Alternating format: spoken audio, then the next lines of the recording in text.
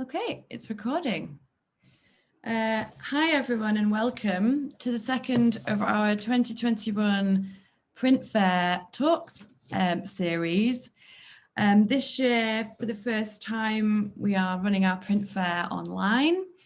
And so far we've had some fantastic feedback on that. So if you haven't been to our website to see the fair, do go along and see. We've got 33 different exhibitors taking part this year, and we're really pleased with it. So thank you for joining us. My name's Charlotte. I run the events program at the Hepworth. We are obviously closed at the moment due to the pandemic, but we hope to reopen on the 21st of May with our 10th anniversary exhibition, Barbara Hepworth, Art and Life. And for those of you who are local to the region, then our garden and garden cafe are open for you to enjoy at the moment. So yeah, I'm delighted to have Angie Lewin and Christopher Brown here with us today to discuss their wonderful printmaking practices in a great informal conversational way. Angie, I'll just do a little bit of biog on both of you. Studied fine art printmaking at Central St Martin's, did postgraduate printmaking at Camberwell School of Arts and Crafts, and creates limited edition lino cuts, wood engravings, lithographs, and screen prints, inspired by skeletal plant forms seen against the sea and sky of North Norfolk and the Scottish Highlands. Christopher attended the Royal College of Arts, where he was introduced to and assisted Edward Borden, who's known as the master of lino cut. It was Borden who encouraged Christopher to explore this medium. I'm sure that most of you here will be very familiar with both of the artist practices. So the way it's going to run, we will show slides on a kind of rolling gallery view during the talk of both artists' work, whilst Angie and Christopher are going to converse with each other about their practice. And then after a period of time, I will go through the Q&As with both artists. So if you do want to pose a question, then please type it in the Q&A box at the bottom of the screen at any time during the event. So if you just bear with me while I make sure I'm sharing this properly. Can you see that? Yeah. Yeah, and hopefully it will move. And yeah, there we go. So yeah, thank you everyone. And I'm happy to hand over to Angie and Christopher. Thank you. Hello, Angie. Hello, hi. How are you? Yeah, so we're going to have a little conversation really about how we both, I suppose, use printmaking in our, both as for our own work, for exhibition work, and for in our commercial work. And I suppose initially talk about maybe how it came about that we started to work as printmakers at all. And actually, in the introduction, Charlotte mentioned it was Edward Borden that introduced you to. Had you done any printmaking before that? All intaglio. I was at the Royal College, and the great luxury then, it was 3 years. So you did 3 years, and 3 years of wasted time, or I think maybe the first year was totally wasted, or just meeting people and chatting. And my tutor was Sheila Robinson, who now is acknowledged as one of the great printmakers. I mean, I think it's wonderful to see her having the recognition that she's got. And I think I was sort of like a troubled student, and I sort of was working away, and Sheila sent me off to see Edward. And that was in I think the beginning of my final year. And it was really very a changing thing. I mean, I think we got on partly because of our humour, or the humour that introduced into our work. But I mean, I didn't really start cutting lino. I think I did some when I was at the college, well, not very successfully. And Edward was very kind in my efforts and what he thought of them. But then when I left, and I used to go and assist him and visit him, he really turned me on to it, I think, and then bought me sheets of lino. So yeah, I mean, it is a wonderful form, and yours. I mean, we both work in that sort of form of relief press. I mean, I know you do screen printing and lithography, but I mean, what about your start? How did you get going with? I mean, I think probably you're best known for your wonderful engravings, which obviously doing other things as well. But I mean, I think that's what when I first saw your work, that's what I noticed about your work. Yeah, and that's what I was first doing, because I think, well, I did printmaking at Central, and it was a total accident in a way that I even did printmaking. I'd done none before I started my fine art degree, and I was actually on the sculpture course, but it was that time when you did sculpture, and actually there were a lot of sculptors that were really great printmakers as well. There was a link like Henry Moore and all sorts of other artists, even artists like Tony Cragg and people like that, really, really great printmakers. And so there was a block, like a whole term, where you did printmaking rather than sculpture. And that was in the first term of the degree. Well, so it probably wasn't an entire term, but so you did screen, lithography, etching, and then you did relief printmaking. And on that, we just did woodcut and lino. But I have to say, I wasn't really very settled on the sculpture course. It just wasn't the right course for me. But the minute that I walked in the print room at Central, which is if you remember, if you ever went to the old print room at Central on the top floor, it was absolutely beautiful, beautiful space. And all the printing presses and the inks and the prints hanging. And I was just I just knew actually I should be in that department. So I changed, I sort of, within a few weeks, I changed. So I was actually only on sculpture for maybe a term and a bit. And then with wood engraving, that was in the day when the blocks were probably still relatively expensive, but they just had a cupboard with the wood engraving blocks and you could have a go.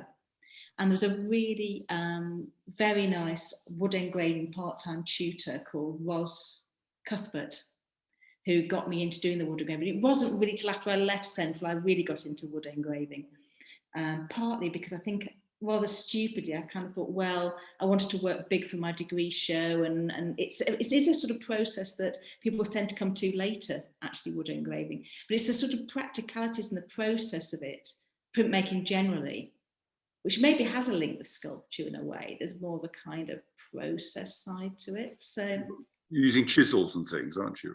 Yeah, and you're sort of working very slightly in relief. And I mean, it's strange because I mean, what? So you said your work then was very large. Was that how big was the work that you were producing when you were at college? Actually, I think people thought I was overcompensating quite a lot because I'm only 5'2". Some lino cuts they had quite a big Albion press there, but you would almost be able to put it in from both ends. So some prints were a good sort of, not all of them, but maybe 80 by 60, things like that, all black and white. Or a great thing that I learned, which was actually, one of my tutors was Bernard Cheese, who was actually married to Sheila Robinson. Yeah. Sheila was his first wife. Yeah. And he was my tutor, and he was a great tutor. I hadn't realised what a great printmaker, illustrator Bernard was. And he actually encouraged me to print in black and white onto coloured paper and make big collaged prints. It was a really, really good course, actually. We had a lot of tutors.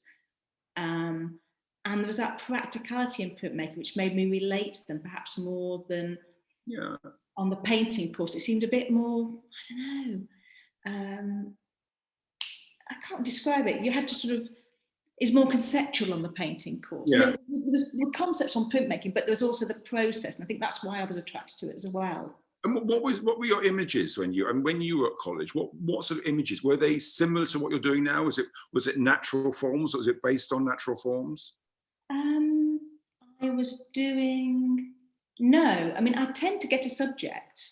I think we both were saying the other day when we were chatting, we both tend to find subjects and latch onto them and create series. Initially, but it was Japanese armour. I was obsessed with Japanese samurai armour, and I would make patterns and big prints and flags based on the patterns and the interlocking plates, the way they were woven together, make big pictures. And then I went on to produce work based on fishing flies, imaginary gigantic fishing flies, because my father was a very, very good fly fisherman and used to make his own fishing flies. And I used to make big patterns and of sort of lures and flies, of feathers and things like that. There was always, I used to do a lot of sketching, always did a lot of sketching. But then the work kind of evolved, it just slowly evolved. Yeah, but I always tended to find subjects and stick with them. I've never been the kind of artist that sort of jumps from subject to subject, which I think I can see that in your work as well. Well, I have themes that run through it. I mean, obviously, a lot of my working career has been working. I work alongside my personal work is actually as an illustrator. Therefore, you're sort of confined. There are restrictions and very nice restrictions within being commissioned to do things. I mean, it's strange how I'm known now for doing lino cuts, but I mean, I think I didn't really do. I was mostly pencil work and collage and painting and pen and ink before. Right through the 80s, I mean, it's really the later 80s that I started to do more and more lino cuts. And I think it's that, I think we were talking about this the other day, I love the process. It's like ritual for me. I mean, it's, I know I've got to do things to make it work. I've got to do the sketch, I've got to redraw the sketch, I've got to transfer it, I've got to cut it, I've got to print it. And I like that sort of, that rigor of doing things by routine in a way. I think when I get, if I start painting or drawing, I find it slightly more difficult. Oh, the mindset's completely different. Yeah. If I'm doing watercolours, and I exhibit my watercolours now, I work very differently. Though in fact, similarities are starting to emerge. The more watercolours I exhibit and the more experience I get in that. But I think it's that process is very freeing in printmaking, because it's like, like you say, it's sort of, you sort of have your sketch, you then translate that onto the block, you then cut the block, you then print the block. All of those different stages transform your original line. And in a way, I find that incredibly freeing. Yeah, whereas when I'm, just a single sheet, it's a cliche, but a blank piece of paper is just a little bit more of a hurdle somehow. Yeah. Actually, I like the accidental things that print does, like, that, I'm not there's a sort of a rawness about the print, whereas when I'm drawing, or when I used to draw, I was very tight. Yeah. Very influenced by, I mean, if you look at Edward's early, I was influenced by Edward's early pen and ink work, and people like Laboureur and lots of that sort of mid or very early 20th century work. I mean, even I suppose we both go back to Beardsley, I suppose. Both Edward and I really like Beardsley. But I mean, there is a sort of, although you are controlled, there are the accidents. I mean, you are a far better printmaker. I never consider myself a great printmaker. I don't think I make prints, but I don't know if they're great prints in a way. I mean, but I like the quality of them. I mean, I think, if I was, your registration is perfect. When I start to register colour, it goes horribly wrong, But I think that, though, is a good thing. This isn't like a mutual appreciation thing, but I also think the way that you print, the way that sometimes when things don't quite register, it adds to that printmaking quality. I mean, if everything's out of register because it's completely, you really haven't planned ahead at all, then it can have this awful effect on the eye, and it's just very unsatisfying. But there's something so lovely about that. It's a very slight misregistration. And also that, that you have your block and you make black and white work, positive and negative, black line on white, white line out of black. It's just really exploiting it to the full. Well, that's right. I do like the black and white. I mean, I do a lot of black and white, but I mean, I think it sometimes I really please myself when I think I've got the balance right. Because where I actually haven't cut too many lines and I've not endlessly chipped away. But other times you go, oh, I've really just laboured on this far too long. Yeah. But it's strange, I think, we were talking about drawing, and I mean, we both, you sketch far more than I do, but I do sketch quite a lot, and I do draw quite a lot, but, I'm not, I've always think, part the way I work is slightly different from you is it's sometimes I draw what I think I know. Therefore, I think I know something, then I draw it, and then I will look at reference. And sometimes I think the imagined is sometimes better than, you know, me trying to actually draw it naturalistically. I get very tied up with that. But I mean, but I will then reference either, you know, the second degree, which is, it will be looking in a book or online or something. I've got plenty of books to look at, or, you know, actually drawing things. But I take a sketchbook with me all the time. So there is a, you know, I am drawing a lot of the time. Whether I'm using much of it, I don't know. Yeah, because also I think how you see something in your imagination, or how you perceive it and believe you know it, means that you want to capture the spirit of it and the essence of it. And so it's when you see images of other artists, or people might say about my work, it's not botanically accurate, but you can tell it's a dandelion or a campion. Yeah, because it's observed and it is sketched, but it's also trying to capture the essence. And I think in your work, there's a thing about capturing aliveness and a humour, which is very Borden. But also, I think also the fact is, you know, we'll forget we are, I mean, so we are designers as well. I think artists are designers. And I think and part of being a printmaker is actually understanding design and what works. Because you are working in reverse a lot of the time, therefore you've got to think about things. You've got to think of the balance of areas. And then when you look at what you do, and again, it's like, you know you've looked at. I mean, here we know you looked at plants. We know we've understood that, but you've abstracted them, or you've designed them to create. Well, what you've done is you've created your world of your own plants in a way, which are existing from the real. Yeah, I think that's really interesting. The way you. I mean, look at that. I look at that wonderful. I mean, it reminds me of the way that, you know, Morris looked at natural forms and made them very much his own, but they were still very natural forms. Yeah, very recognisable. Totally. Yeah, I do think that printmakers do have a head start as designers. I mean, a painter has to compose an image, but a printmaker, there are more stages to it to be taken into consideration, because everything's very binary in printmaking. You make a stencil either by a relief print, or you make stencils for screens, or you know, you come with the expressionist for etching, where you put a ground on a plate and scratch through. Everything's very binary, and that is very helpful when you become a designer or have to work on design projects, when you think, well, if this has to be printed by an industrial process, it has to be created in this way. And it might be, I mean, less and less now digital is around, but it used to be obviously so much cheaper just to print in black and white, or maybe with one spot colour. And someone like Borden or Revilius, they were really good at being commercial artists, because they understood print, and that print and the understanding of print then translated into being able to work with industry, and just being able to accept limitations, but not limitations in a negative way. Well, also, I think it's very strange. But I think what's very interesting about those two and others, I mean, Enid Marks and others, where, you know, they didn't really see it. There wasn't really a hierarchy of what they did. They saw themselves as working artists, illustrators. I mean, I have a book called Who's Who in Graphic Arts, and it's from all around the world, and it has these various artists and designers, and it has their addresses and what they're capable of. And Borden is there, Picasso is there, Jean Cocteau is there, Marc Chagall, all in the same. But who's who in graphic arts? I mean, they were, you know, so in a way they could do murals. I mean, so I think they saw themselves as, you know, with Edward, and rather like your watercolors, he saw the watercolors as very much his own thing. And that the lino cuts are slightly different. And then obviously, you know, the book illustration is another thing. But I mean, I think he felt that, you know, that he didn't want to commercialize the watercolor. The watercolors were for the gallery.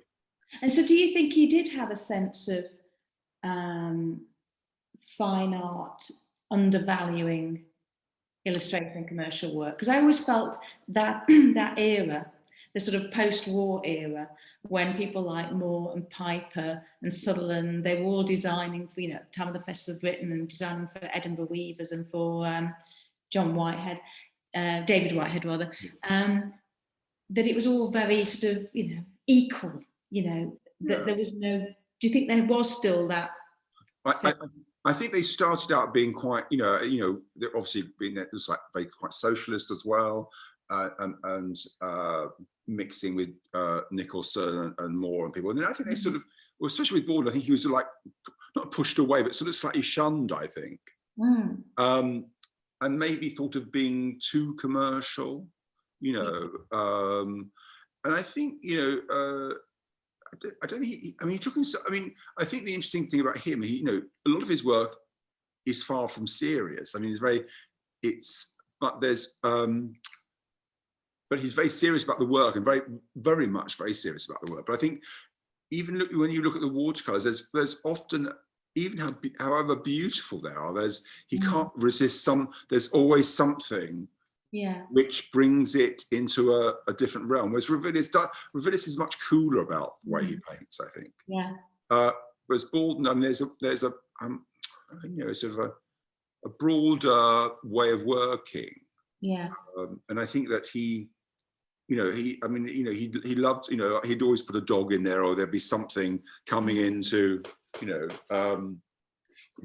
that made it sort of human in a way. Yeah, because with Ravilis, it's almost like you could tell people had been there. It's like someone might have left the room, or people. There were some of the wartime series ones where it's almost like the people are shadows. They're in a mapping room or something like that, and it's almost, they are there, but they're almost like shadows. So it is quite cool. But then, I know this is getting away from printmaking slightly, but the way that Ravilis worked into his watercolors was actually quite vigorous, and he would really scratch into them. So they weren't as sort of perfectly created as you kind of imagine them to be. I mean, I really like both their watercolors, and I didn't know Bawden's watercolors that well until a few years ago. I got a really, really lovely book about them. I think those two do stand out as artists for me, that sort of did everything successfully and remained, would say quintessentially English or British. Whereas I think the others, I mean, Nicholson in a way, I think they were looking to the world, rather than obviously everyone was appreciating all that was going on, but his work was, and Ravilis's work was very much within this realm. And even when he painted in the Middle East or something, there is still a very much it's like Lear's paintings in a way. They have they're not, they're narrative, they are it's strange that I've seen some of his work in a way, and he still did it slightly with some of the lino cuts as well. I think that in that sort of 50s time of getting slightly lost, with everything was moving on to abstraction. So in a way, they must batten down the hatches, and they kind of stayed in there. I mean, he said to me once that there was that after the war, when he came back after the war, did a huge amount of tremendous work, and then obviously did some other things as well. But he said the only person who really remembered him was the taxman. Was the only person who sort of recognised him. But of course, he then went on to do a lot of the decorative stuff. And some of his greatest work is actually obviously post-war and still doing it. I think what's very interesting is I'm slightly older than you, Angie, but I can't imagine not making some sort of print as we go on. I think, And I think it's I can't imagine not working, obviously not working in terms of sketch and drawing, but no, I think printmaking is, and it is, you work on a quite small scale generally, which is a very sort of portable thing to do, and there's just something about the actual process which is very satisfying. And actually, we've both been doing it for an awfully long time, really. And so to not do it, it's like to say you were going to give up reading or gardening or any other thing that you might do. It's a sort of pretty much a daily activity. Oh yeah, totally. And it's very strange when you were saying about, my work is very small. I remember when I left Middlesex before I went to the Royal College, I took a year. I mean, I applied to the Royal College, didn't get accepted, and I worked, but I did apply in the meanwhile to Brighton's MA printmaking course. And actually, my work then was actually there was some quite more abstract work, very influenced by Richard Smith, but it was all quite small. And the interview was one of those things where it was like, if you're so big, why is your work so small? It's just like, if you're so small, why is your work so big? Yeah. I mean, if that makes any difference, that, you know, small work can not be as powerful as, you know. I mean, the thing that wood engraving proves, small work is a very intense, you know, and they are very, very powerful. I think going on to wood engraving, it's very strange. I think, and I greatly admire wood engravers, many wood engravers, it's wonderful. I think what you do, and you've taken it in the way that Revillis and wonderful people like John Lawrence have done. I think sometimes this is, sorry wood engravers out there, but I sometimes get so aware of the technique and not the image. And I think what I see with you, I tend to see a beautiful image and then go, oh, this is a wood engraving. I mean, I think if I go, oh, it's a wood engraving, oh, it's a nice image, you're sort of failing, because you're judging it as a technical thing rather than an artistic thing. Yeah, I mean, the one thing I would say about my work is that I feel that because I really admire wood engravers like Monica Poole, Edwina Ellis, Hilary Painter, a lot of the wood engravers now, Colin C. Payton, who do the most, and lots of others, whose work is technically so fantastic, and I do find them really interesting. But I do agree, you can get too caught up in the technique. But I look at mine and sort of think, oh, I wish I did do more of that texture and tone. It's quite interesting. I feel there are aspects of wood engraving that I don't exploit fully, but then I can do that. I'm sure I will move on to that. I mean, your work progresses. So yeah, I mean, I think my work is, if you were told with some of my work, oh, actually it's 40 centimeters by 40 centimeters, it would be believable as a lino cut as well, except there's something about the wood engraved line which is harder. Yes, you can't replicate that in. I don't even replicate it in liner really. Yeah. You can sort of do it with a very fine tool, and it looks rather like an engraved piece. Yeah. But I think it's a bit like the way lino is not really like wood cutting or wood engraving. Wood engraving is much more brutal in a way. If you look at those people like, I mean, I think you can cut lino like the way that, say, Kirschner or one of those German expressionists cut. But I think it's slightly softer. Because when you're actually physically cutting it, it has got that physicality to it. And wood engraving actually isn't hard work to do, because you're not digging in deeply. But it does have that quality of woodcut where you're cutting a much harder line. I mean, I probably do woodcut. Have you done woodcuts? No, probably frightened of splinters, probably. Yeah. And also, you've got to cut across the grain. Yeah. Watch that flow. And I it's very strange. I think it's something I'd like to try, and I think that'd be really interesting if you found the right piece of wood and you were cutting into that. Yeah. Excuse me. But I think also with the qualities, sort of moving around slightly from what we were saying before, in your imagery, say there was some images of some cats a moment ago, that it's amazing this kind of emotion and in facial expressions you can get just with the tools. You can actually get very, very subtle and humorous expressions.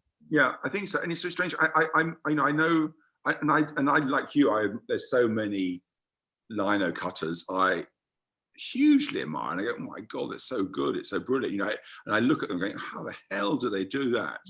And I'm actually I think I actually do more. Mine is like as line. I don't really create, there is texture there, but I don't do that, some of those things that some lino cutters do. I mean, I even seen some of my students' work, which I'm so bowled over by. Yeah. It's a lovely, I mean, I think it's, I say very cozy, but it is, I think it's something rather nice about chipping away at a bit of line. I mean, I was just saying, my intention is to try and archive all my blocks. Well, I mean, it's ridiculous. I mean, this year I may have cut 200 or 300. What new ones this year? Not this year, no, within the past year, I would say, within the past year. Yeah. I mean, things I've just done a project, and it's really, you said about series, but I've just done about 150 what I call fashion heads, or sort of hats and wigs and things. And I don't know, for no reason why, than just I was quite enjoying cutting them. And of course, I get tightly obsessed. I think I've got to do another one, then I've got to do another one. And that's, and it's a bit like when I was a child counting my pennies, you know, putting them in piles. I get a bit like that. I think, oh, I've got to do, if I make that an odd number, and it's got to be an even number or something. So I keep on going on and on and on. It's interesting that, because it's that thing which possibly relates to the fact that if you're a printmaker, you like multiples anyway. Yes. Yeah. You like to have things. I like to print and have all my proofs lined up, and then count them off, and then add other colours, and almost create pattern from all the, even if all the images are the same, I create pattern. So I think that probably leads to this thing of working in a series is quite good. But also because you're an illustrator, so you've done work for like for college shows, but also the Gales Bakery project. So as an illustrator, I know it's not the same as if you were illustrating an entire, say, children's book, where you have to have that kind of flow of consistency through it. You can diverge a bit, but you still have to have that, the style has to flow through it, and the images have to make sense from the one before. Yeah, I mean, I think it's what it is, you know, I admire, there's so many people I admire. I mean, I had done illustrated books, but they've all been almost what I would say non-narrative sequence. Well, that's not true. I did when I illustrated all of F. Scott Fitzgerald for the Folio Society, that had to be a sequence, but the other ones have all been, you know, the short stories of Somerset Maugham, the short stories of Agatha Christie, where in a way it didn't really matter what order they're in. But of course, if you're doing a book, you've actually got to have a narrative structure to that. And the other thing is, I think one thing which I do like as an illustrator is actually, you know, sometimes the limitations that gives you, like, oh, it's got to be this size or it's got to be that size. And I think we were talking about this the other day about the size of blocks, or the size. I mean, you know, it's a bit like, you know, with the Gales thing, they're all the same size. When I did my own series, they're all the same size. They've got to be a format. When I did my Alphabet of London, the 26 letters had to be a square. You know, so I mean, are you limited or freed by the size of the blocks you buy or create? I think, well, in the terms of wood engraving, I am, in that I order the wood engraving blocks, and in certain sizes. And there's certain sizes that I'll always order, which is like 10 by 10 or 15 by 15. And then maybe if I'm teaching, there's a size that I tend to get for teaching, which I think might be 6 by 10. I'm not quite sure. Which is about the size that's sort of about the right size for somebody learning wood engraving to do in a weekend. So those blocks exist. And so I tend to work to that format and enjoy making things work within those formats. But weirdly, when it comes to lino cuts, I'm always changing the format. And I often think, wouldn't it be nice to do a series where they can be framed the same size? But there'll always be, a bit like when I'm doing a watercolour, the composition always grows beyond that shape. The only time it doesn't do that is if I've got a book jacket illustration, or, you know, a commercial project where there are those constraints, and in which case I enjoy that. You know, I'm being told by somebody else, you know, it's got to fit on a mug and you've got to decorate the handle and all of those things. I love that challenge of fitting to a shape. But yeah, I think wood engraving blocks, you tend to make sure you use the entire block, because they're actually, well, they're such beautiful objects when they're cut.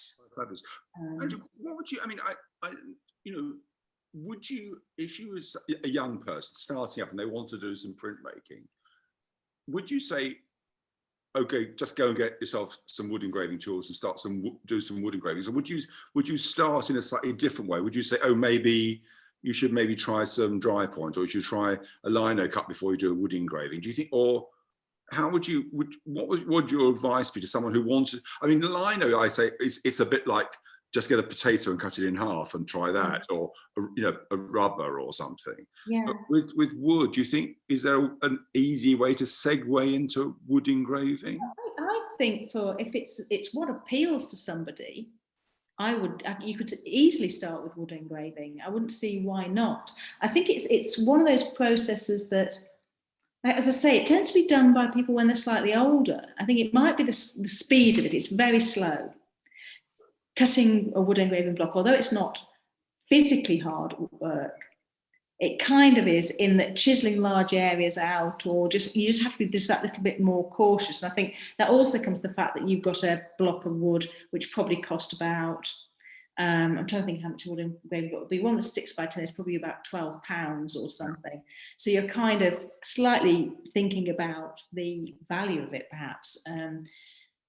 So it's not a swift medium in the way that lino or woodcut is, but for certain temperaments, then it's probably exactly the right thing. It's exactly the same as a potato print. So when I'm teaching, I say it's exactly the same as a potato print. It's just, finer. And it's what appeals. But I think the different printmaking processes appeal to different people, because I've never quite got into etching. We did it at college, and I quite enjoyed it, but I never really enjoyed the putting the plates into the acid, and the acid might not be as strong as I'd expect it to be, and then the etch wasn't quite right, or the aqua tint was wrong. Whereas with a lino cut, you cut it, and you know what you get. It's a very, very binary process. I think also, I think we were talking about etchers the other day and how brilliant they are, and I've done etching and I did love it, but it is amazingly slow. And I always think, well, it's not like with a wood block or a lino cut, you can get a proof very quickly. With an etching, you think, oh God, you've got to wet the paper, you've got to wipe it and dry it. It takes ever and ever and ever. But it's a strange process. I think it almost has an alchemical thing about it. I mean, I think that really good etchers have to have a good knowledge of the temperature of the acid and all that stuff. I mean, we were talking about Ackroyd the other day, weren't we? And how much I admire him very much, and how very different it is from my work. But I think it's absolutely fabulous. Yeah, because he was the etching tutor when I was at Central, Norman Ackroyd. And his work it's just phenomenal. But it is, you say it's an alchemical thing. It's like stone lithography, which I've been doing. I haven't done it for quite a few years ago. I did it a few years ago, but I haven't done it for quite a long time now. I really want to get into stone lithography, but again, it's that drawing on the stone and then etching the stone. And I'm a relatively patient person. I do wood engraving, but I mean, it's just, if you over etch it, all of those things, it's just a little bit out of your control. But I remember when I was at the Royal College, in a way that, I used to see Hockney in there and Palazzi and all that lot. And I think they'd all come in to have, in a way, working with, often say, the technicians, but how important, I think, not so much for wood engraving or for lino, but I think technicians are for lithography and for etching vital. I think, because in a way you can be the artist, but in a way you don't have that skill that makes a good printer in a way. Yeah, that's it. I think that technicians are unsung heroes. Totally. Because you'd also spend such a lot of time talking to the technicians and getting advice and help from technicians if the tutors weren't around. I was really fortunate on my course. There were a lot of tutors. This was in the 80s at Central. We had tutors in every department every day, pretty much. But certainly the technicians were, because they really knew what was going on. It was really, they were really good to work with. And we could have covered quite. I don't think we had to cover any of the questions. No, I do just ask, was Cecil Collins teaching there when you were there? Yes, he taught life drawing. And I just went to one of his life drawing classes, which was great, But I wish, that's one of those things when you're a student, you don't do. And I should have gone to more of his life drawing classes. Definitely. Yeah. It's very, very fortunate that course was a really good course at Central. We had sort of Norman Ackroyd, Paolozzi used to nip in to see him, and then there was we had some really good, amazing tutors. Well, it's good to know that actually the print room, which is at Central St Martin's now, is served by some fabulous print technicians. It's still a pretty good print room. I think they may have lost. I mean, they probably still got most of the machines and things, but the technicians there are just, that you go in there and they're so helpful. Yes. And I think the wonderful thing about technicians, we're going to stop about this, but it's actually, if you respect them, they respect you, and actually they do know so much. And I think if you go in there as a total, you don't know anything, they will, but you're excited by it, they will do anything to help you. Yeah, that's it. I mean, I think they spot the students who are interested, and to a certain degree, if students aren't that interested or a bit lackluster about it, they focus on the ones that want to learn, which is understandable, and also because they've got so much to impart, and that person's taking it in, so it's quite an interesting, and also you find out years later about the kind of work those technicians did as well. Their own work was often amazing, because Shelley Rose, who printed for Rothenstein, was our screen printing technician. He was great, really, really helpful, but also, sort of involved with some amazing artist work. Unfortunately, as students, you don't often know to ask the sort of questions to find out all these amazing things. So what time was it? But we're going to talk about. Oh, hi, Charlotte. Sorry, I've just popped back up. I mean, if there were things that you still wanted to cover, then do feel free. But I'm doing a 20 minutes to the end call. We do have some questions as well, so I can start running through those, or is there? Do we do that? Should we answer? Not chattering away. Sure. I mean, we may answer some of the questions anyway. Yes, exactly. Let's hear what the audience have to ask us. Okay, marvelous. So we'll start with this one. Do you worry about other printers copying your style or ideas?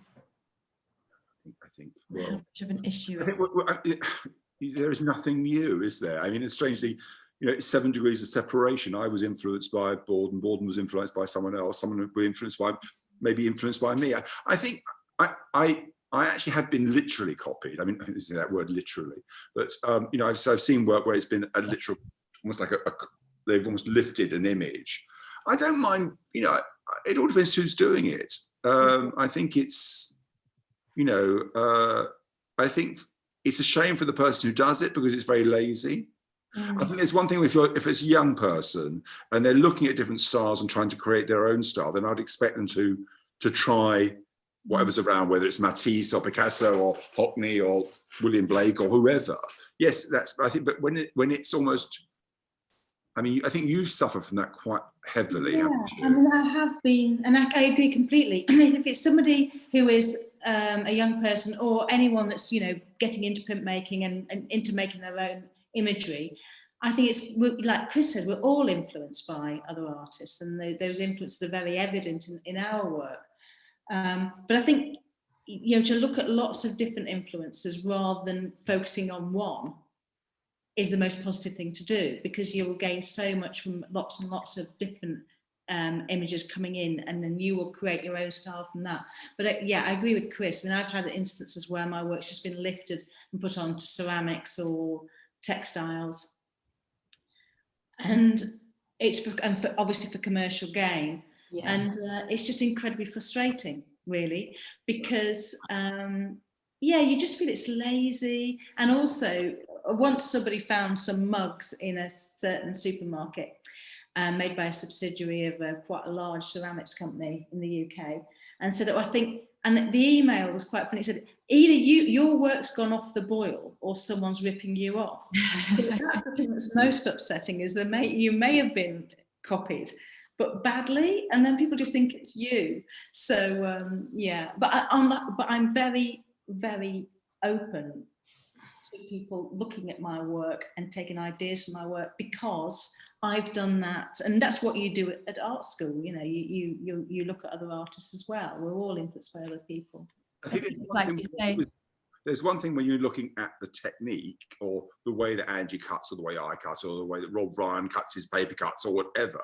But then when you start appropriating subject matter, which is maybe very personal to the artist, and they have developed their language within, you know, the way I draw, I don't know, you know, dogs or something. And when they take that, I think that's almost, it's not the technique they're taking, it's your ideas they're taking. Yeah. And also it's like they could, this is how you depict this particular plant or this particular animal in yours.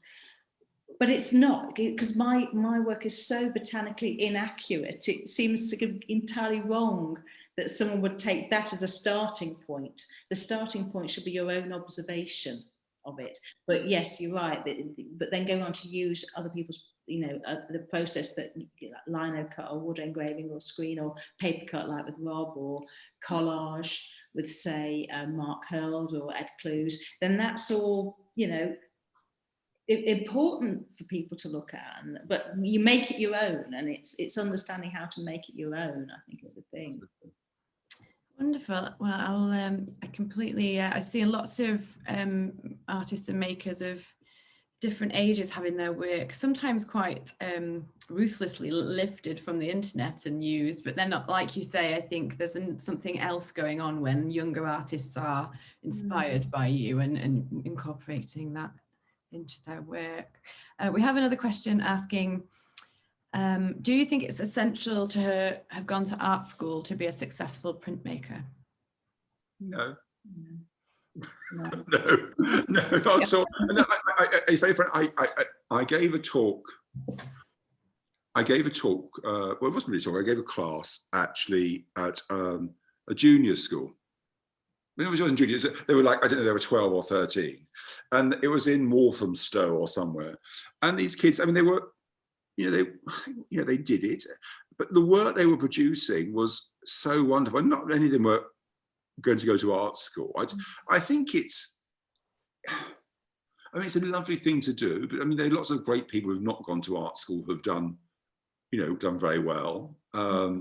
Famous painters, for example. I don't think Dufay, I don't know whether Dufay went to art school, or did Matisse go to art school? I don't know if he did or not, or all those sort of, say Winston Churchill. I mean,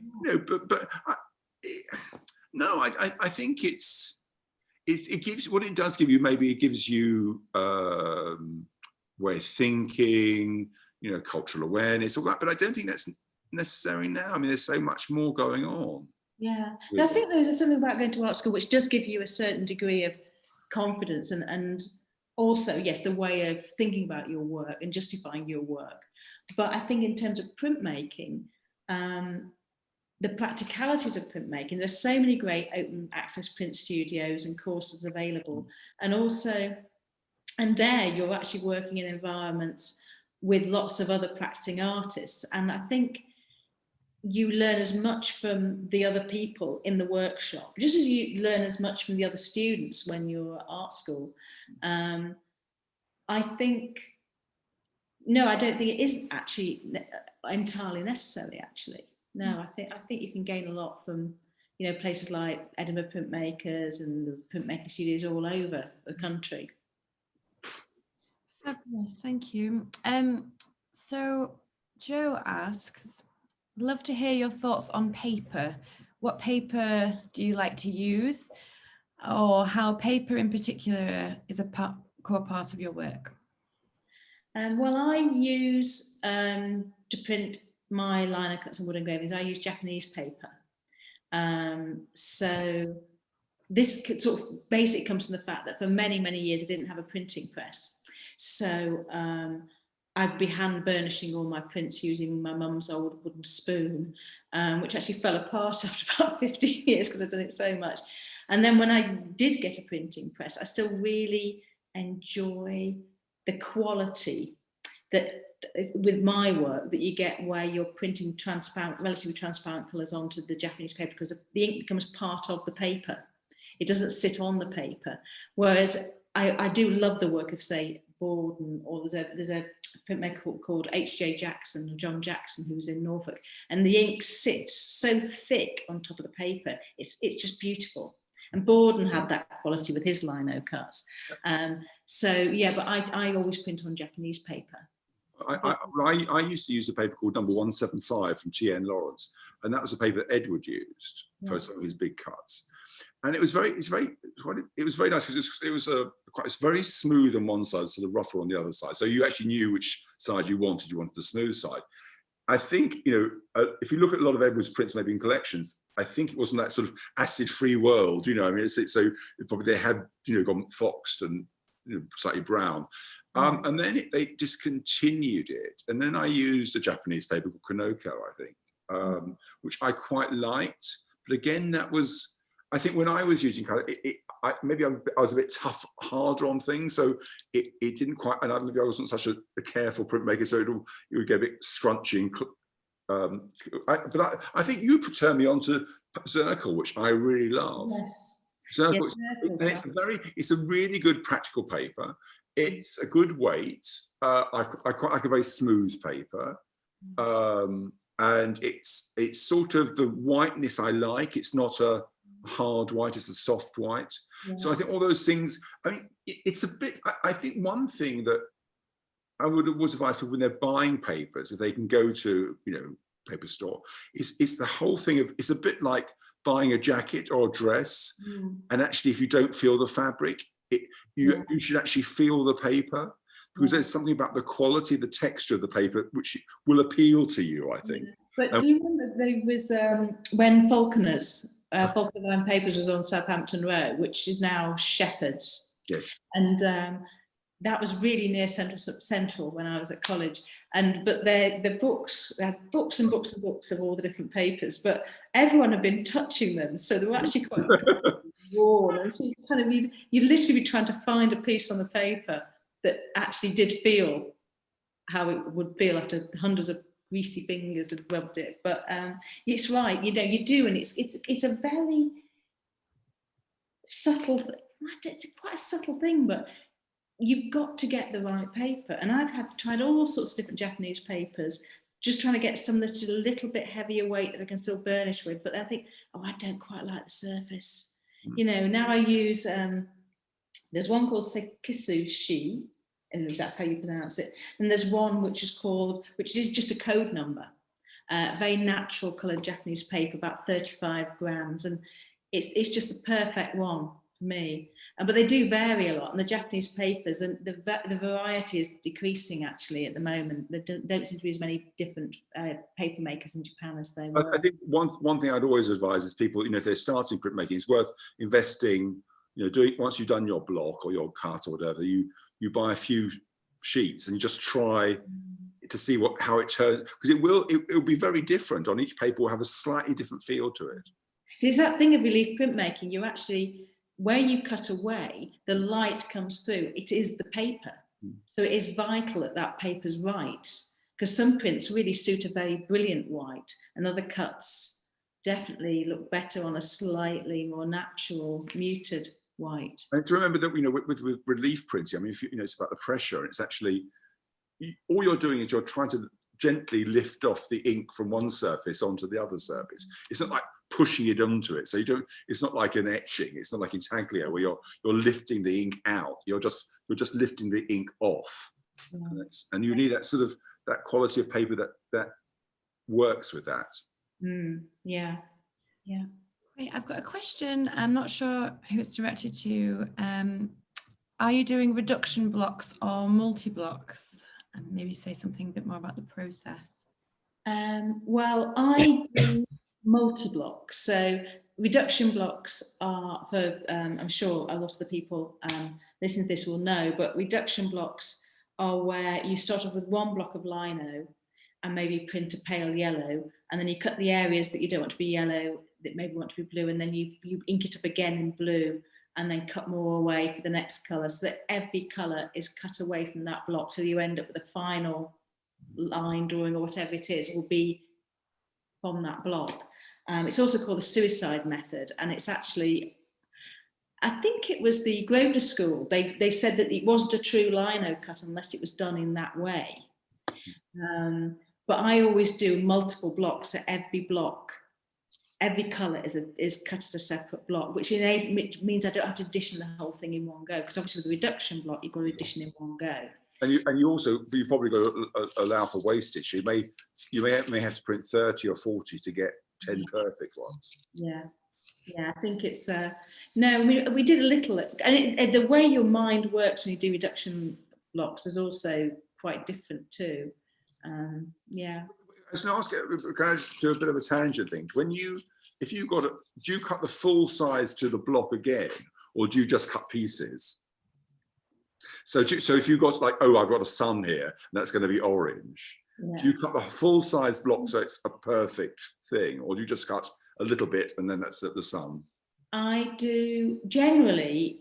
It's the full block, because my colours tend to be scattered across. But if it is just say a sun, then what I'll do is I'll cut a piece of cardboard that is the same size as the print, and then glue a piece of lino on, and then offset, because I offset the previous colours onto the block, so I know exactly where it's going to line up.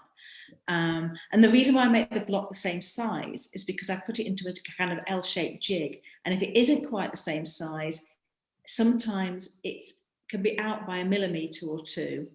So by having it the same size, it tends to aid registration. But yeah, if it's really only one area, I just do that. I was looking at someone who, talking of young lino cutter, someone who I really admire, Michael Kirkman. And I think he cuts shaped blocks, doesn't he? Yeah. And he free rolls the block as well, like Borden did. Yeah. Which is I just love that. That's something I would love to get into doing, actually. I think that free rolling across the block, which means that the additions are variable. Well, I always think with lino cut, it's not like screen printing where really number 1 is the same as number 50 for the most part. With a lino, it's never going to, I mean, there may be a little bit of dust that's got in there, so there's a speck. And there's something, if you look at Borden's prints, they're not all the same. No. They're very different. No. It's the way he's inked it, maybe he hasn't, all that. I think that's the wonderful thing, that it is an addition in the sense of the same image, but each one is in the way it's individual. Yeah, because I've got a Borden image, a Borden lino cut. It's the policeman riding to the cottage. The Braintree one, yeah, love it. Is it a Braintree one? Yeah, beautiful. Yeah, I just love that line. But there's like a shed with a light on to one side, and the colour of mine is completely different. It's not faded. It's a different colour to the one that I think the Fry Art Gallery have. And I just assume he just inked it up in a different colour, slightly different colour. I think he was more relaxed about that sort of thing. Relaxed about that in Borden. I aim to get my editions as similar as I possibly can. They are pretty similar, but yeah, it's impossible to get them identical, and that's the joy of it, really, and that's the lovely quality of it. I'm just going to. We've got quite a few little questions to get through, so we're nearly at time. But if you are happy to carry on slightly over time, I don't mind if we've got space on Zoom. I think we've got space on Zoom, if that's okay with everyone else. So a comment from Caroline to Christopher. She wonders whether you've come across Tirzah Garwood, the wife of Aurelius. Yeah. She loves her marbled papers, which are so exquisitely produced. I do. I think she's fabulous. Yeah. I mean, what's really, I know it's been not sort of popular, but I think there's so many wonderful women artists and printmakers who for a long time have been sort of behind, in considered slightly second degree in a way, or second division. But she's fabulous. I think absolutely wonderful. And her wood engravings. Wood engravings. I mean, is it the dog show one, and the girls walking along? Yeah. I mean, a bit like I actually, the other person who's really quite amazing is Gwen Revrat as well. Gwen Ravarat, another great printmaker, and actually I think she did some fabulous. I think they were fairy stories, and I think they were coloured wood engravings. Yeah, I don't know those. But also Gertrude Hermes. Yeah. And because she was married to Blair Hugh Stanton, or was it Hugh? Yeah, Blair Hugh Stanton, and he had a lot more recognition for his work than she. It does, you know, not making a thing, but it does seem to be rather a part of the course. Again, Sheila Robinson didn't really. It's now she's getting more recognition, Okay. And so she should. Yes. yeah. Just a quick one, Angie, could you possibly repeat the names of the woodcut artists that you admire? I think somebody might have missed that. I mean, we are going to be putting this film online next week, so if there's too many for you to remember, then One thing to do is to look at the Society of Wood Engravers website, because they have you know, a lot of amazing wood engravers. But I say people like Colin C. Payton, Hilary Painter, Chris Daunt, Harry Brockway. Who else? Monica Poole, who passed away quite a few years ago now. Sarah Van Niekerk, who passed away a few years ago. She taught me wood engraving after I had left Central. I really wanted to get back into it. I really couldn't get into it again. And I went to Westdean, and which is a great place for art courses. And Sarah Van Niekerk taught on that. And she did absolutely beautiful wood engravings, very decorative, a very unusual style, but really, really fantastically detailed. So I'd really recommend looking up her work. Gertrude Hermes, her work was absolutely incredible. In fact, she did these amazing wood engravings and never proofed them until she'd finished. You know, like the whole thing was done to perfection. So she's well worth. They had an exhibition of her work at the Hepworth a few years ago. I do actually think the other thing which I find is someone like David Gentleman, who I think is 90 this year. And actually, I think what's so wonderful when you go to Charing Cross, you know, seeing his wood engravings enlarged on Charing Cross Station, which is always, I think, really, really great fun, you know. Oh, they're great, because the way they've broken up, because the scale they must have been done, you get these lovely broken edges. Yeah, his work's incredible. Yeah, across all fields of watercolor, graphic arts. Yeah. And another question about translating your work to other mediums. So Angie in particular, in terms of translating your work to fabric, do you create lino in repeat or work with separate elements? I'm not sure if that... what I do is I'll do a sketch drawing the watercolor, you know, the general idea for the image. And then I will cut a lino block. And then, because I'm not very good on the computer at all, I will print it, often in different colours, and then collage them all together to make sure the repeat is working correctly. So it's done very much as a lino cut, and like multi-blocks as well.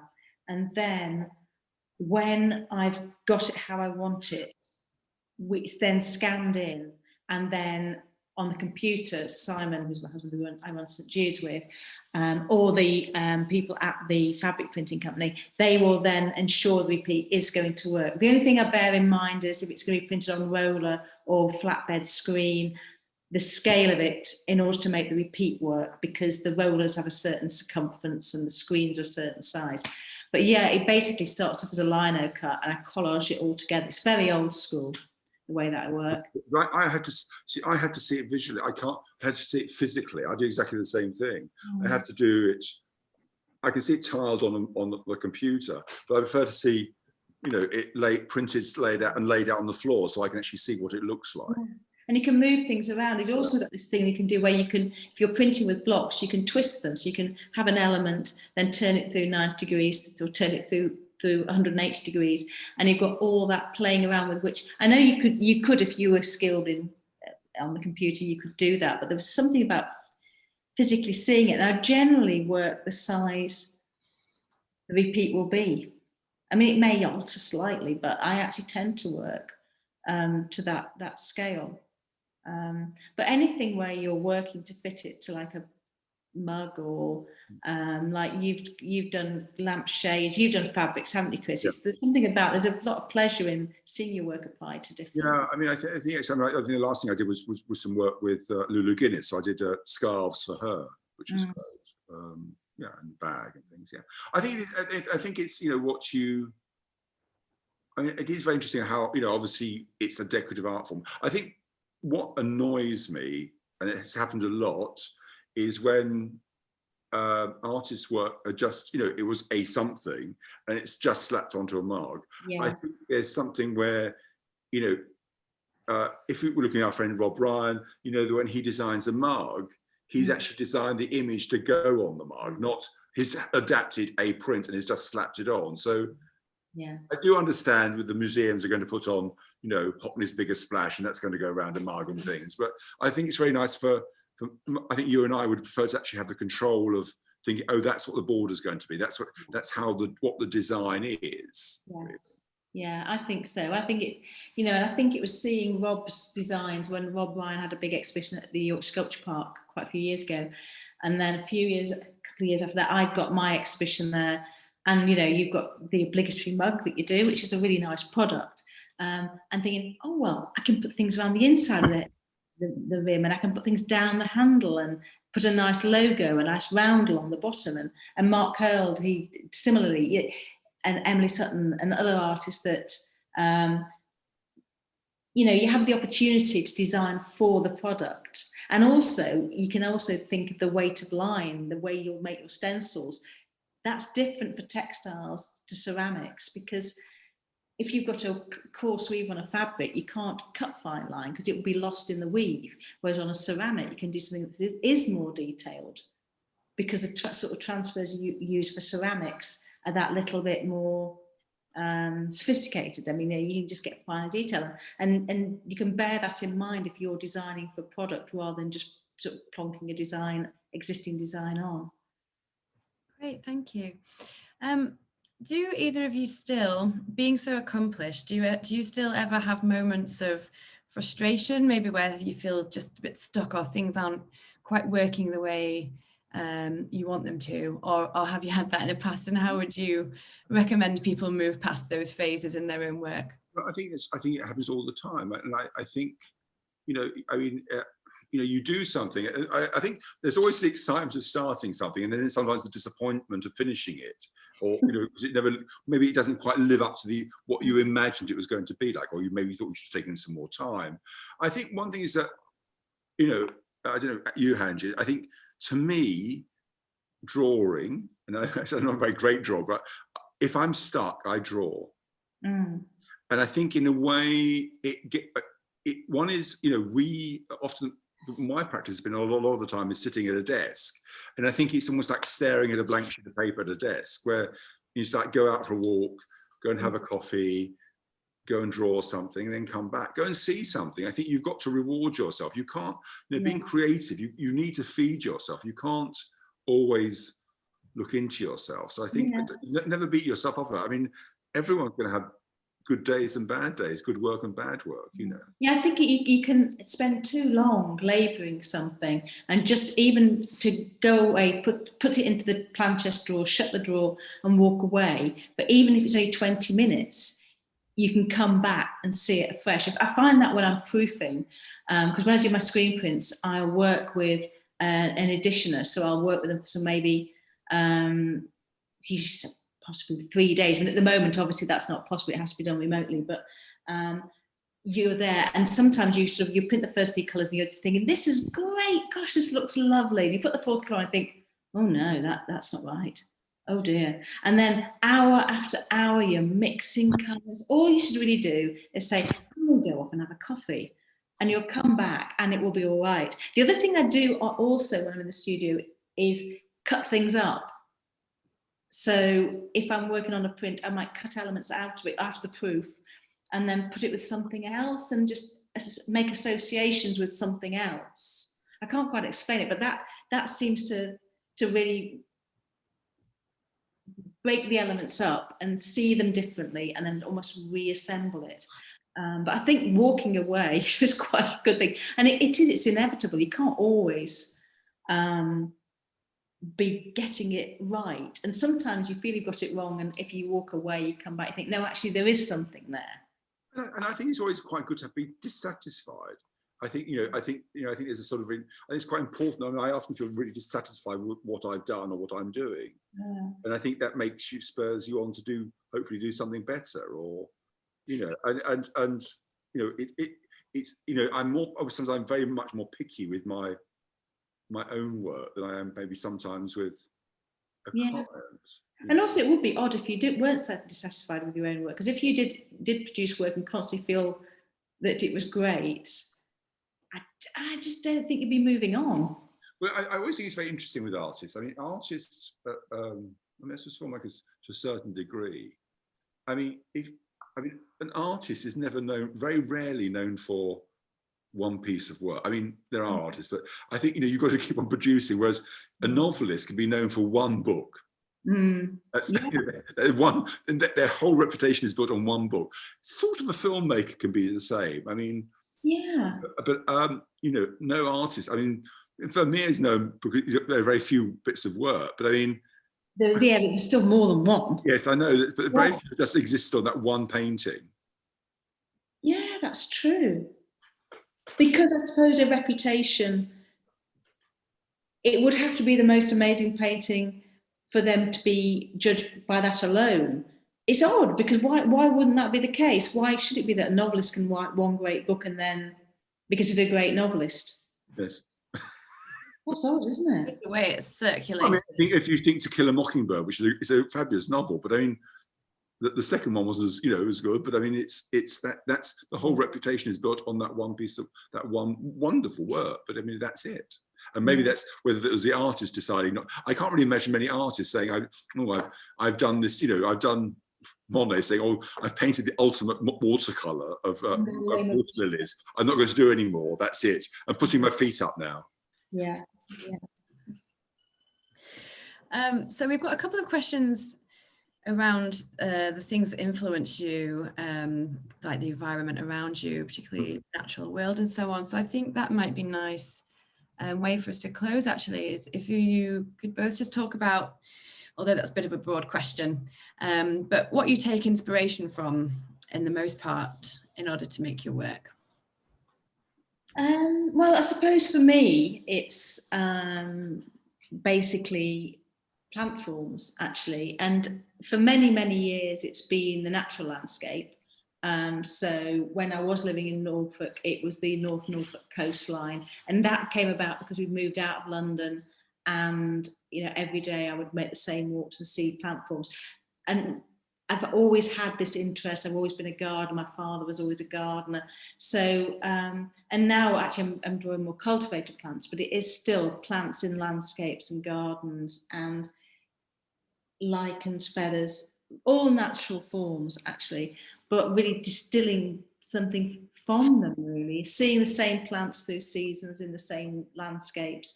But it's pretty well always natural forms. It hasn't always been that way, but that's how it's been probably for the past, I'd say since sort of mid-90s, it's been my subject matter.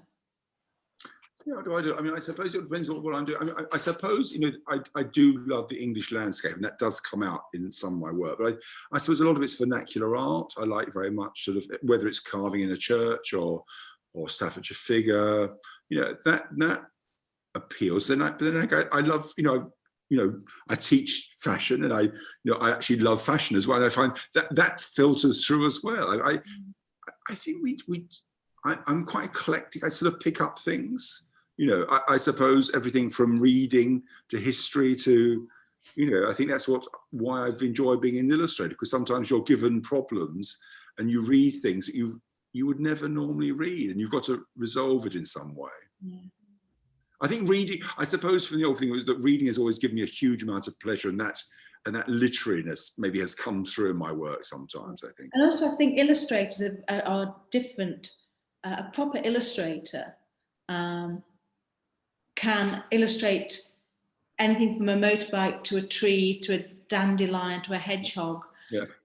And they own it. It's their style. It's within the style which you have. And someone like David Gentner or Ardizoni and The great illustrators all have that. Whereas if you asked me to do a lino cut of architecture, it would take me a long time to be able to make that my own, in the same way that I feel the way that I depict natural forms, I have my language.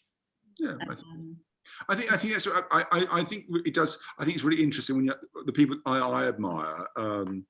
There's so many of them, but I mean that they have a sort of thing of way of working where they do actually everything is believable within their world, whether that's almost an abstraction. You know, I mean, I think the way that Chloe Cheese works, the way that she creates, whether it's food or architecture or people, there's something all very it's everything she does is very believable in a way. Yes, it's consistent, it's believable. You know that she drew it and nothing jumps out as not being right. Yeah. Seems like there's a process of you regularly walking, encountering the environments you're in, reading things, and then also at the same time, you know, so you can take on new ideas and inspiration, but also at the same time, you've both developed such a unique and original style that you can work that into your own and make it your own, as you said. So I think that's really, really wonderful. Can I ask Angie a question? I was going to say, you know, you're known for very much, so again, very English, I suppose. Have you been to the Marion North House in Kew? No, I haven't. I would love to go there. I just think what would happen if we sent Angie off to, I don't know, South Africa to draw the plants. So what would happen? Yeah. Well, actually, I do like drawing Spanish plants because my husband's parents lived out in Spain for a long time. And so sort of Catalonia, the Spanish Pyrenees, I did a residency actually in Andalusia, and I was very concerned about the fact that it wouldn't work because I wouldn't know the plants enough. But in fact, I did engage them. I sort of spent the first couple of days just walking, and certain plants just sort of think, there are plants called Tassel Hyacinths, which are just amazing. They look like upside down, you know, the sort of tassels you have on elaborate curtain calls, but they're the other way up, and absolutely beautiful purple. And I thought, well, no, these define this landscape. And there was Santolina and Phlomis, and I thought, no, it's fine. These plants define the landscape. So I was there for 10 days, but probably only drew 3 plants in detail. So yeah, I think, but I find it, you know, I have to know things to feel confident. I've always had to sort of really study things and just draw and redraw the same thing. When I was very little, I used to keep drawing ducks all the time. I think they honestly thought there was something wrong with me. I just drew mallard ducks solidly for months on end. Well, there's a very, I mean, she's a very good watercolour artist, a very natural history artist called Janet Marsh. She, when she was at the Royal College, there was the natural history department, natural history illustration department, and they was very much, they spent 3 years really just drawing one area, and hers was the natural histories of the Tess Valley, and it was so wonderful. I think that sort of giving yourself limitations of a small, you know, I don't think we need to go very far from my back door sometimes to find really interesting things. And I mean, this is a big subject to talk about, but when lockdown happened, I was down in Edinburgh, so I only had the back garden, and in fact, it was amazing. Just focusing in on that rather than thinking I'm going to walk off to the beach here, I'm going to go off into the forest. I couldn't do it. I had the little walled back garden. Admittedly, it's crammed with plants and stuff. It was crammed with plants, but it was great focusing in on that garden, and I realised how important it was and how I viewed that the same way as I did the bigger landscape. So that seeing someone's vision. I'll look up this person's words in that someone's vision of a small subject area is really quite an edifying thing to see, really. On that subject of lockdown, yes, we've had the feedback we've had from many of the artists that we're exhibiting is that it's been a time where obviously there are lots of challenges that we've faced, but they've been able to re-encounter their locality and sort of see the local landscape in a new way. It's nice to hear that that's been the case for you as well, although of course there are times when I'm sure people have struggled to make any work, which is also totally valid. So we are at 20 past, so I think we're going to have to wrap up there. It's been really wonderful and fascinating listening to you both. It could carry on for hours, to be honest, and got some lovely feedback coming through as well. So thank you to everyone for joining us. Just a quick note that the fair continues till Sunday, so do have a look at that.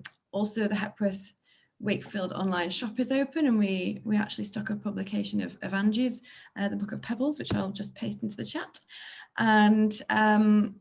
And yeah, just say thank you so much to Christopher and Angie for such a rich and wonderful conversation. And multiple themes have come out there, and it's been really wonderful. So yes, I don't know if you have final things to say, or whether we should just say goodbye. I think it's been really enjoyable. One is that, you know, obviously I always enjoy chatting to Angie, and it's nice to share, you know, almost like come into the kitchen and we'll chat around over a cup of coffee. So I think that's the wonderful thing in a way. I mean, much as we'd love to see you, audience, and wave at you. We can wave at you, but it's something where one's felt less conscious or self-conscious. So it's actually been rather nice. I've not, you know, it's been just nice chatting to Angie as if I'm, you know, having a conversation rather than performing for you very nice people out there. I agree, actually. I've really enjoyed it, you know, and I think, yes, it would be lovely to have done this talk with a room of people, because you see reactions and you know, it's obviously more engaging, I suppose. But I think these Zoom events are really beneficial. You know, I go to lots of Zoom events as well, and I enjoy hearing us talk about their work. So I really appreciate everyone that's come to listen to us talk, and you know, I hope it's been, we've given information, and sure it's been a bit rambling, but no, there's been lots of wonderful comments on the chat, so everyone's. It's also very egalitarian. I mean, you know, obviously we've got people from Canada and Huddersfield and all sorts of you know, so I think it's really great that you know the time difference for many people is they're obviously very early in going west. So, but I mean, I think it's really great that you know, these chats can be open up to anyone who's up or around in the world, not just within the locale. yes. Somebody says they found it really inspiring. They're going to do some printmaking on the back of this with a kitchen spoon. Yeah, I mean, it's really, you know, and you know, think of your subject matter. So think of something that's important to you, and whether it's your dog or your cat or a teapot that you like, just try something gives you pleasure. And I think cutting that and the magic of doing that first time is so wonderful. Yeah. Oh, there's something so satisfying about the first time. Yeah. It's always satisfying, that thing when you peel the print off. Anyway, you never get over that, actually. But I think the first time you do realise the way your line has been transformed and your idea has been transformed by print is very exciting, and it's quite liberating, actually. So yeah, I hope you do it and you'll really enjoy it. So thank you, Hepworth Wakefield, very much. And yes, thank you, and thank you to Simon and all of St Jude's as well for helping us. Pleasure. Well, it's been a pleasure. Thank you. Okay, well, we'll say goodbye there, and thank you both so much again. Bye. Bye. Bye. Bye.